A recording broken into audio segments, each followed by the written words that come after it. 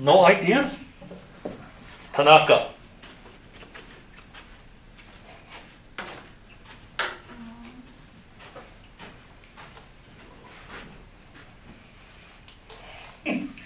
Okay, what's written in the notes that I also wrote on the board? Well, what is another way to compute E? You guys were here, right? It's on the notes. 1 over 0 factorial plus 1 over 1 factorial plus 1 over 2 factorial plus 1 over 3 factorial plus dot dot dot, right?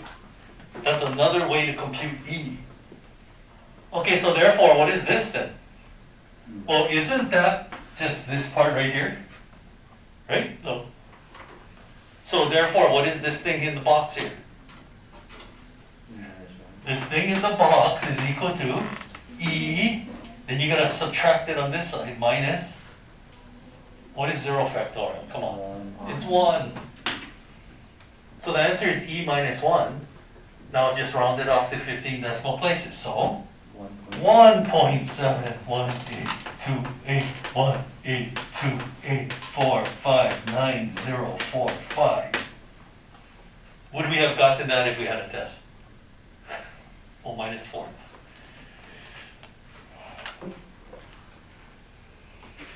All right, in fact, I think last year I didn't even tell them about it. See, I told you about it, right, during the first lecture. I didn't tell them about it, and then I just wanted to see how many people actually looked at the notes. And actually quite a few of them did, but they didn't remember it. So that's why they put 2.7. Anyway, you won't be seeing that on, when is the quiz again? Tuesday. All right. Why, you want me to send you another email that tells you, oh, these are the problems that are going to be on the quiz? Yeah. No, you're supposed to say no. This is honors. What do you think the H stands for in PCH? Help? Oh my goodness. Okay, today we start trigonometry. Okay, look, I have the speed quizzes all planned. So, next week, Tuesday, we have the quiz. I'm not sure what we're doing for homework there. Because, see, if we had a test, originally had a test, we have a test, there's no homework, but now it's quiz, there should be homework, right? Who said no? Go home, cook rice right now. So, I don't know. Maybe since there's a holiday here, maybe there won't be homework. We'll see. I just couldn't decide. Because we're actually ahead of schedule, you know. Because in the whole first quarter, we never had a test, right? Because we had how many tests? 4 tests? I mean, there should have been 4 tests. So that means we gained 4 days. Because we only had quizzes instead. So, I don't know. Maybe, yeah, maybe we don't need homework then, yeah? Boy, I keep saying the wrong thing. This is the kind of things I remember when I write your letter of recommendation, you know. You're not going to write mine, Mr. Park. Yeah, whatever. Okay, so the first speed quiz is going to be Thursday after Veterans Day. Trig values. And then, here's the speed quiz on trig identities, and then that's just a regular quiz right there. All right, so first order of business, the trig values. Now, last year, did you guys just memorize your trig values, or did you like visualize them? Because you don't have time to just keep drawing special right triangles, right? Or is that what you do? Okay, so this is what the speed quiz is going to be like. You're going to have 20 problems that look, and it's only going to be sine, cosine, and tangent. Because if you can do sine, cosine, and tangent, can't you do secant, cosecant, cotangent? Just flip them over, right? The fractions. Okay, so you're going to have 20 of these, like sine 2 pi over 3, cosine 7 pi over 4, tangent of 7 pi over 6. You're going to have 20 of these. How much time did your teacher give you last year? 5 minutes. 5 minutes? That's a joke. Okay, tell me the real time. Shoot, if it's 5 minutes, you can just like draw the picture and derive it. 2 minutes? Did you guys have 20 problems or just 10? Now, did you guys practice on the know your angles? And we only do radians now. Don't even practice the degrees. It's all radians now. Okay, well, usually what I do is I give you 3 minutes, I think. Yeah, that's what I usually do. So what is that? 3 minutes, 180 seconds divided by 29 seconds a problem. That's ridiculous. It should be like 5 seconds a problem. We're honors. But I'll give you 3 minutes anyway. Okay, so first order of business. Do you guys know your radian measurement? Okay, I'll tell you what you should do.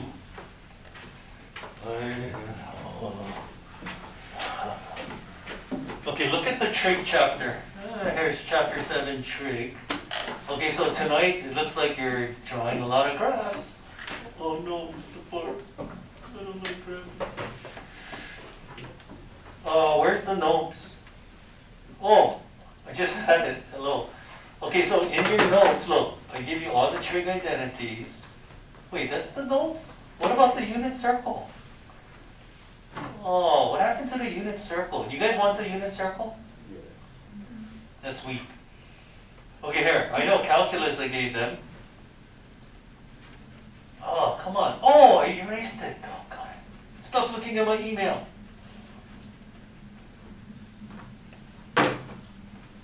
Okay, here, I know calculus I gave them a unit circle. Let's see.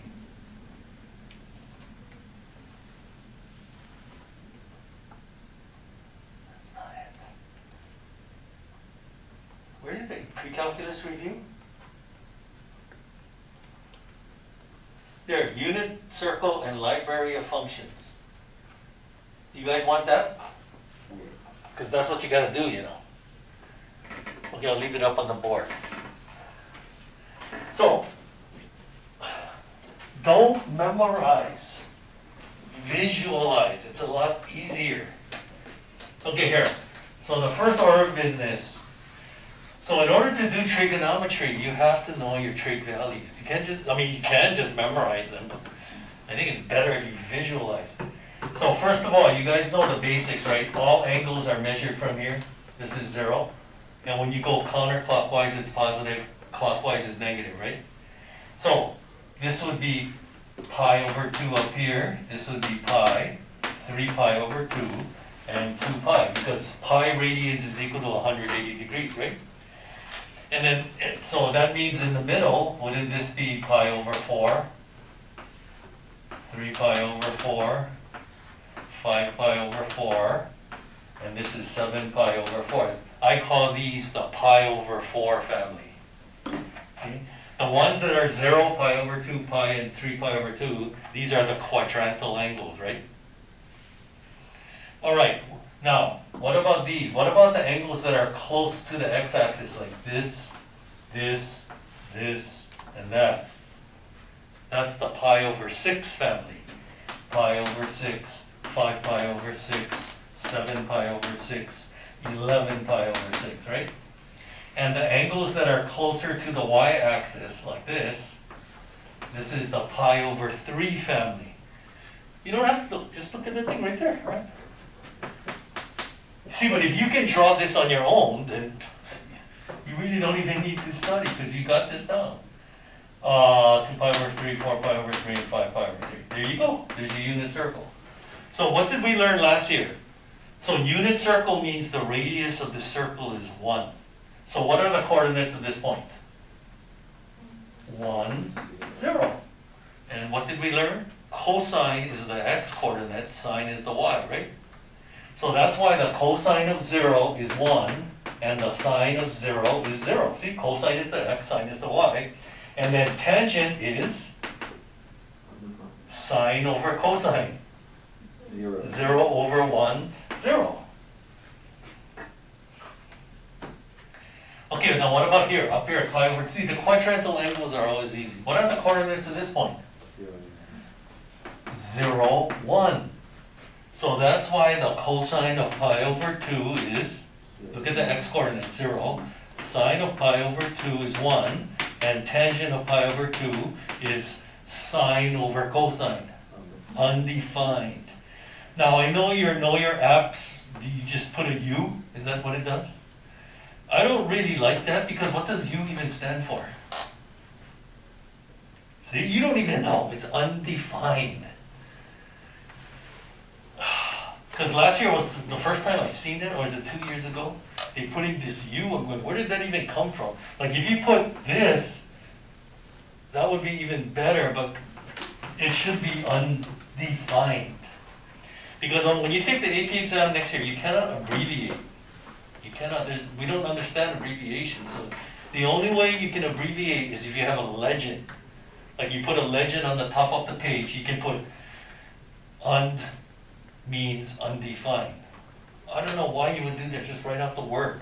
You probably only going to get 1 or 2 of these on the speed quiz anyway, right? Is it worth it to make a legend? I don't think so. So no, I don't like you or undefined, but who knows, I might take pity on you. Okay, but what about the angles in between, like right here? What are the coordinates of that point? Well, pi over 6 is a 30-degree angle, right? So how do you find the coordinates of this point right here? You make a right triangle, and what do you know? It's a 30, 60, 90. In fact, for all of these angles, it's either going to come up 30, 60, 90, or 45, 45, 90. So here, let's do it over here. So if this is a 30-degree angle, that's 1. What do we know? In a 30, 60, 90 triangle, the short leg is always half the hypotenuse, and the long leg is root 3 times the short leg, so that's root 3 over 2, right? So, what would the coordinates of this point be? If I have to go root 3 over 2 to the right and 1/2 up, would it be root 3 over 2 comma 1/2? So therefore, cosine of pi over 6 is root 3 over 2. Sine of pi over 6 is equal to 1/2. Tangent pi over 6 would be sine over cosine. 1 over root 3, or if you want to put root 3 over 3, you can. But I'm telling you, 1 over root 3 is better. You know why? Why is did your teacher tell you last year 1 over root 3 is better than root 3 over 3? Why? Because what if you have to find the cotangent of it? You got to flip it over, right? What is 1 over root 3 flipped over? And don't say root 3 over 1. It's just root 3, right? Whereas, if you did root 3 over 3, and then you got to flip it over, that's 3 over root 3, but that's not simplified. Then you got to simplify it to root 3. That's why 1 over root 3 is better. And then what happens if we have to square it? What happens when you square this? You get 1/3 finished. But if you write root 3 over 3, what happens when you square it? You get 3 over 9, and then you got to reduce it to 1/3. So 1 over root 3 is better, but if you write root 3 over 3, that's fine with me. I don't care. I'll take either. Okay, let's just do one more. How about 3 pi over 4? So here's 3 pi over 4. So how do I find the coordinates of this point right there? What do? You make a right triangle. Hey, that's a 45-degree angle. In fact, let's expand it over here. Isn't this what you guys did when you first learned trig? Right? That's all it is. It's just special right triangle. If this is a 45-degree angle, that's 1. Then what are these two sides here? 1 over root 2 and 1 over root 2. Because in a 45, 45, 90, if you know the leg, don't you multiply by root 2 to get the hypotenuse? So the opposite way, you divide by root 2, right?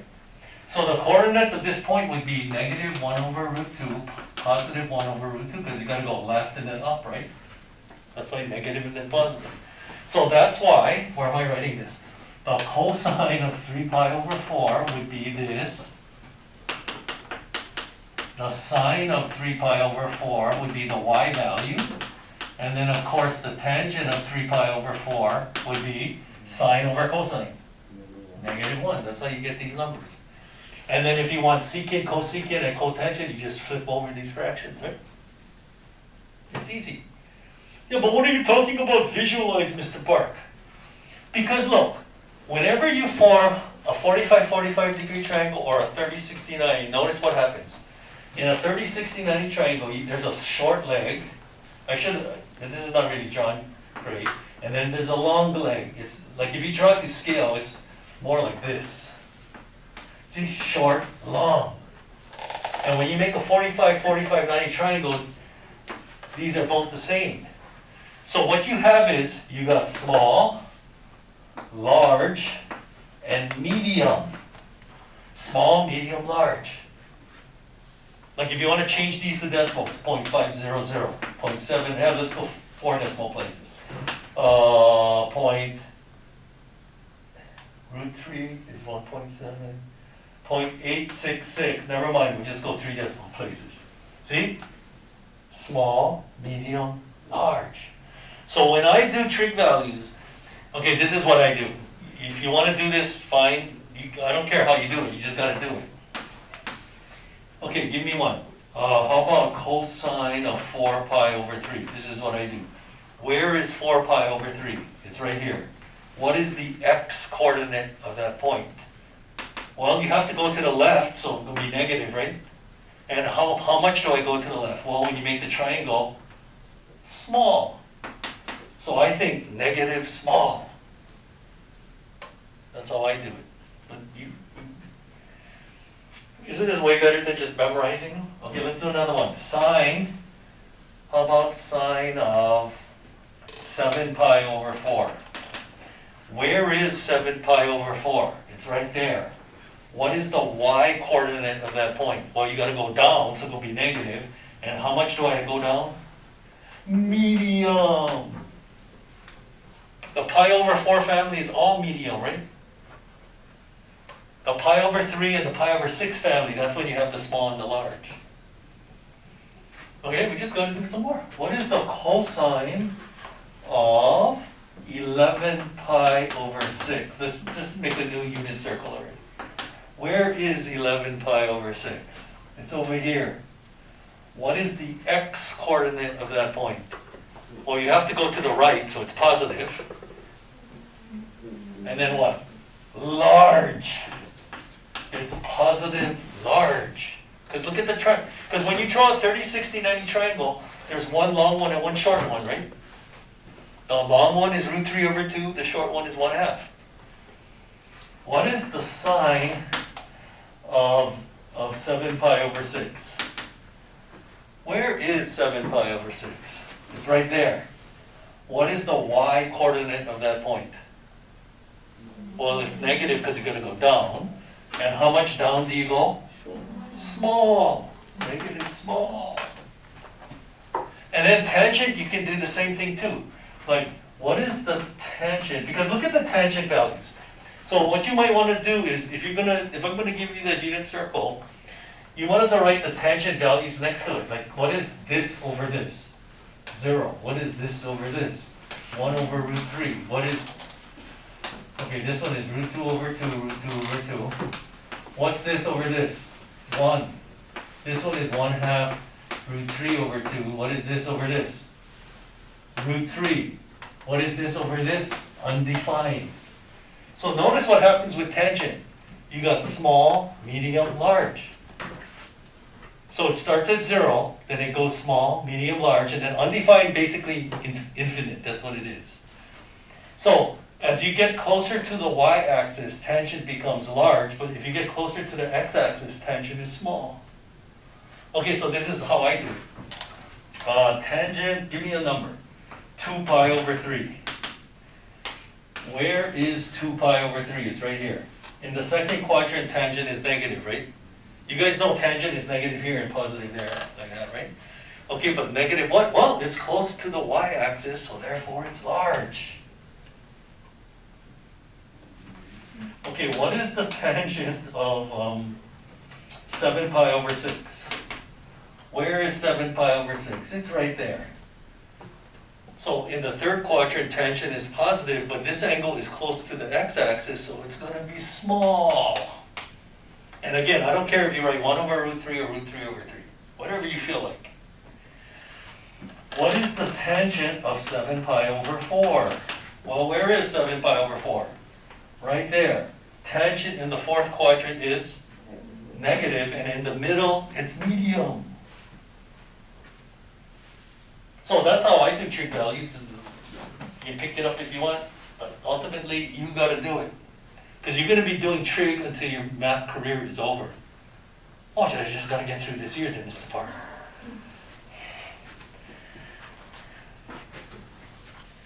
You guys have no idea how important trigonometry is. Well, you guys are taking physics now, right? Don't you guys have to componentize vectors and things like that? It's all sine and cosine, right? Okay, now let's look at the graph. So now that you know your values, now you can draw graphs, right? Answer is yes. So let's review our graphs. What time is it? We want to finish early today, right? I guess we're not watching a movie today. The next movie we need to watch is called Flatland. I told you about Flatland? No, it's about beings that live in a two-dimensional world. Because in the third quarter, we're going to start learning 3 and higher dimensions. What are you talking about higher? So Flatland is like a movie, it actually was a book. It used to be required reading for geometry honors. But then I think Mr. Masunaga found that most students were reading it over the summer, so he discontinued it, I think. Anyway, so we watched the movie. Anyway, it helps you understand 4 and higher dimensions. What were we talking about? Graphing.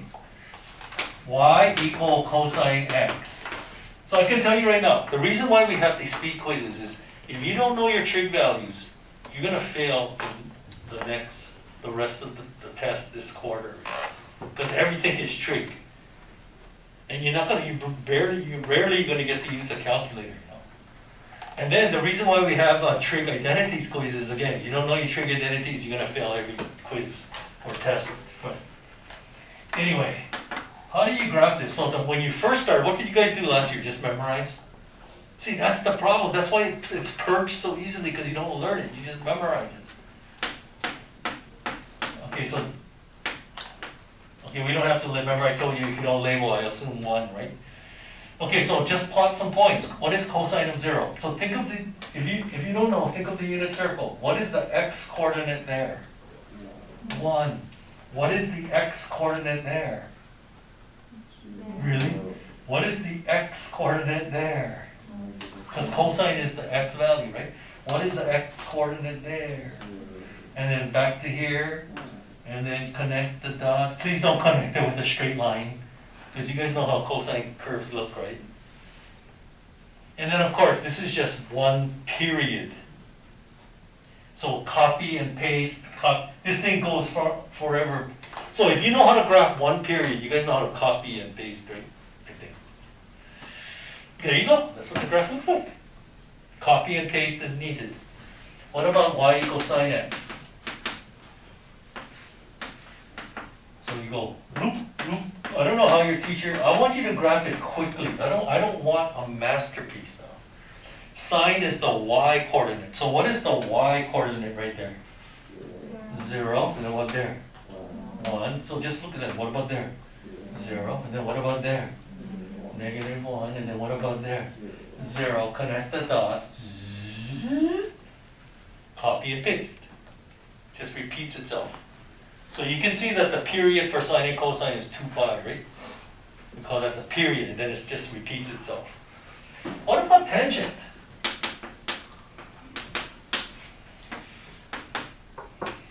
One, two, three, 4. Oh, by the way, so when I give you the speed quiz, the angles are only going to be between 0 and 2 pi. I'm not going to give you like angles bigger than 2 pi, and then you're going to reduce it down. It'll just be between 0 and 2 pi. So hopefully that'll make it easier. I won't give you negative angles either. Okay, so let's plot some points. So tangent, what is tangent of 0? Sine over cosine? 0. Tangent of pi over 2? Undefined. Vertical asymptote there. Tangent of pi? Tangent of 3 pi over 2? Undefined. Alright, just look at the unit circle. See, that's what I visualize in my head when I do trig value. Sine of 2 pi? Yo, Mr. Park, this doesn't help me. I kind of remember the tangent either goes up like that or down like that. I kind of remember. Well, how about plot some points? Pi over 4. What's tangent of pi over 4? 1. So once you got that point, now you know it has to go up then, right? Because you guys did this last year. There you go. That's what the graph of tangent looks like from 0 to 2 pi. So what is the period of tangent? Is it 2 pi as well? No, it's pi. Look, from here to here, that's the whole graph. Well, you want to go between these two then, look. That's pi. The period of sine and cosine is 2 pi, but for tangent, it's pi. Now, how do you graph the reciprocal function? Let's see if you guys remember anything. So what's the reciprocal of cosine? Secant. Secant is 1 over cosine. How did you guys learn how to graph that last year? Did you guys just memorize again?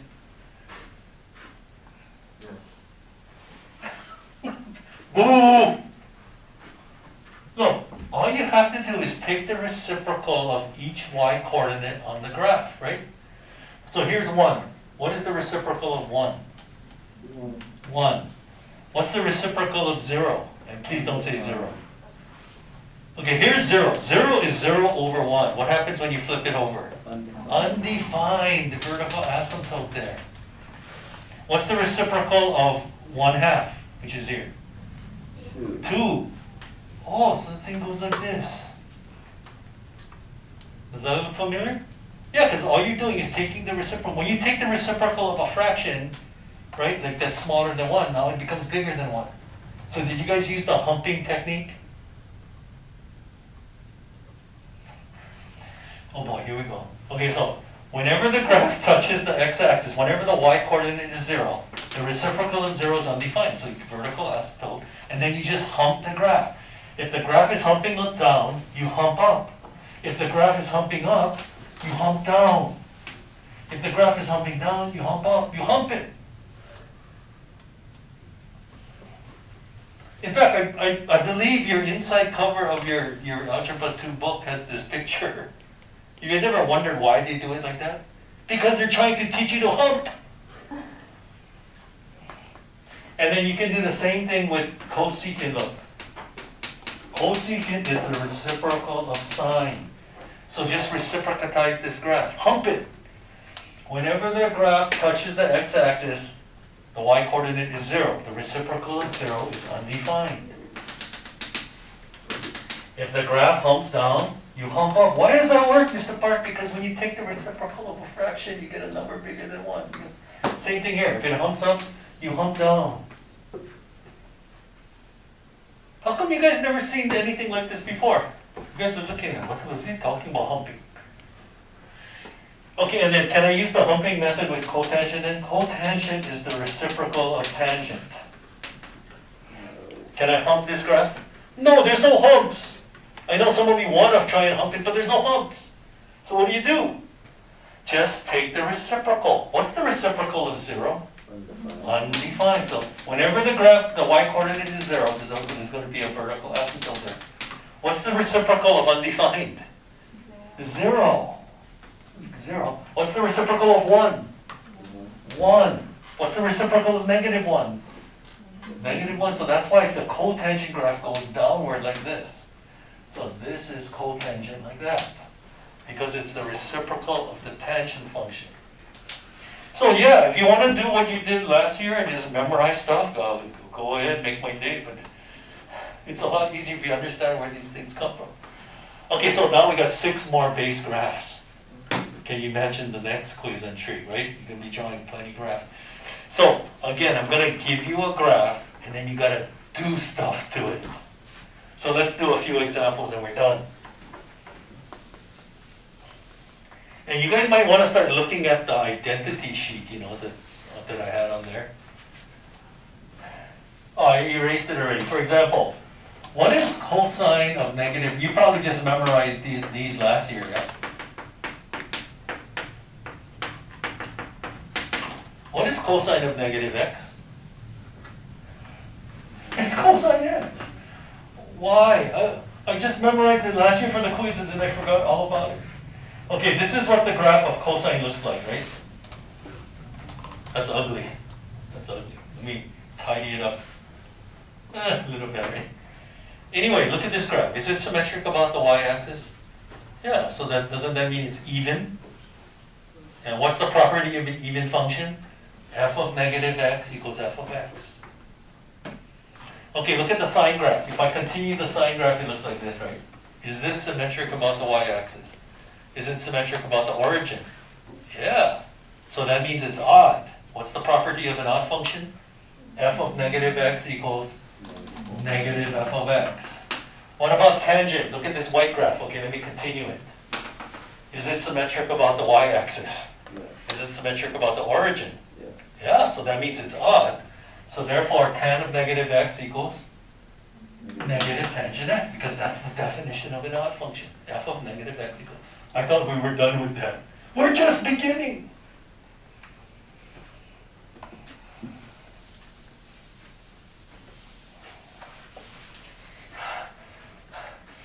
Okay, so what kind of graphs are you going to get tonight? Now watch this. Don't. 2 sine 3x. We'll start off easy. In fact, I don't think there's going to be anything difficult. 1, 2. So what the first thing you do is draw a base graph. That's always the first thing. So sine looks like this, right?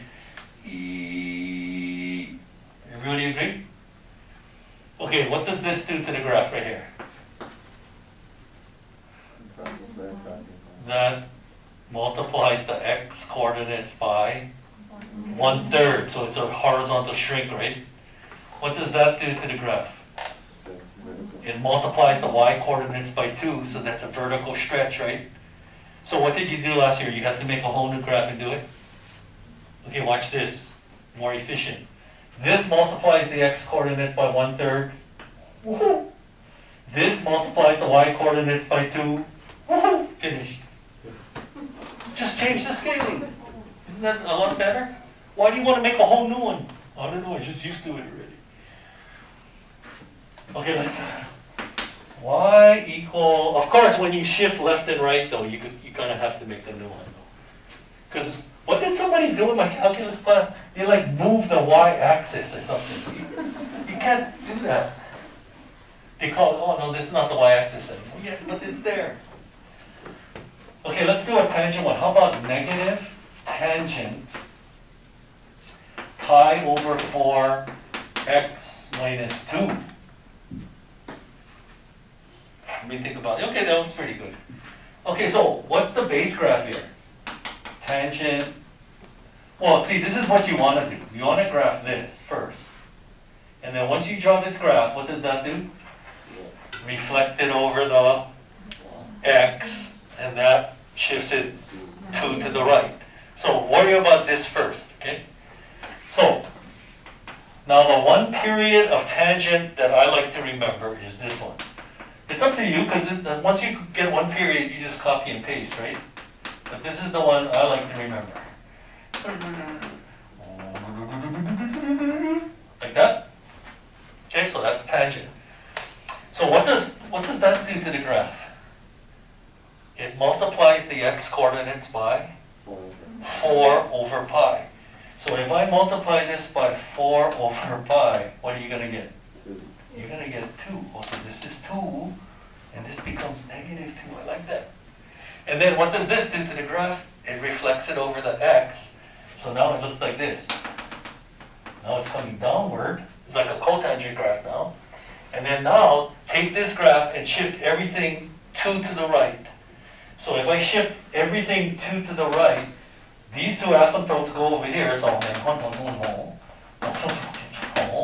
and then there you go. That's one period, and then you can just copy and paste after that.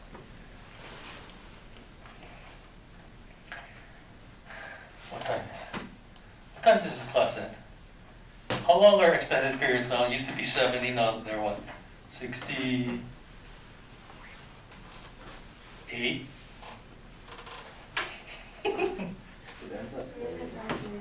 Huh? This class ends at 9:30. What? That's 75 minutes. That's wrong. No, you're right. It is what? No, it's time out. What time did this class start? 8:20. Also, it is 70 minutes. How come they don't cut down those classes? Oh, whatever.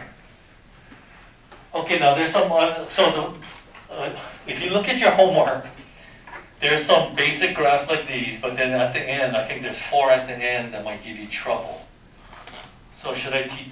No, you guys gotta do something. Okay, well, let me show you one of them though. Hopefully this will help you then. Okay, last example. I'm tired already. Okay, so let me think of one. Here, root x sine x. Okay, this problem is guaranteed going to be on like whenever the first trig quiz is. Okay, would you agree that sine just keeps oscillating between -1 and 1? Right?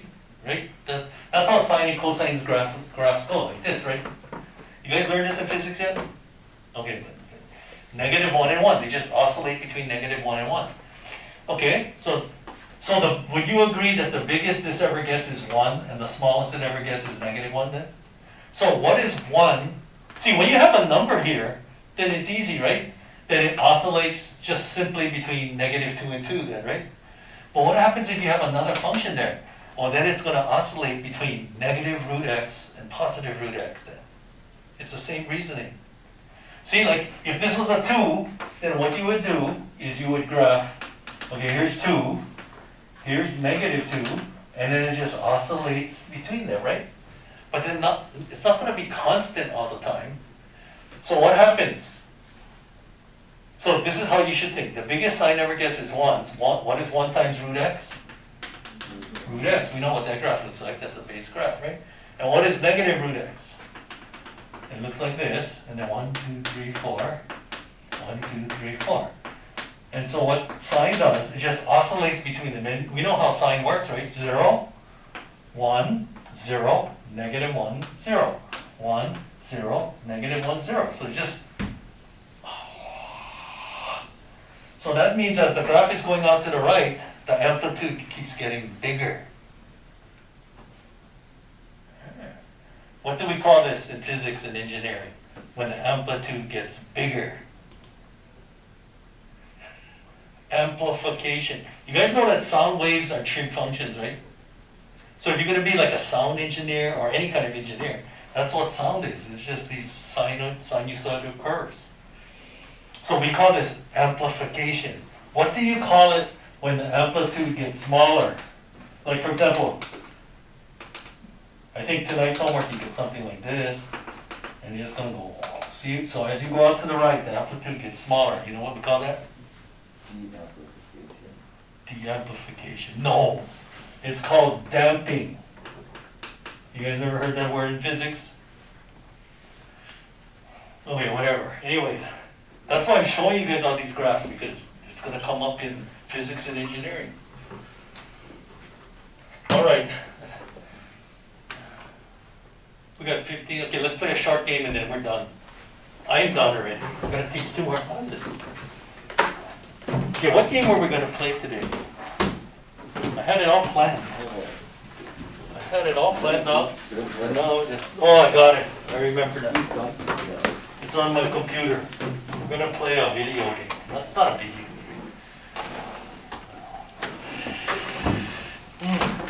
Who won the last game? Boys or girls? What did we play? Oh, that was fun.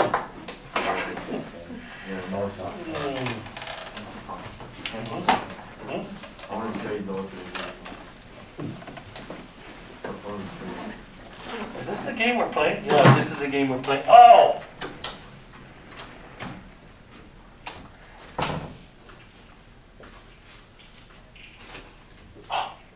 Oh, the video! Stop the video!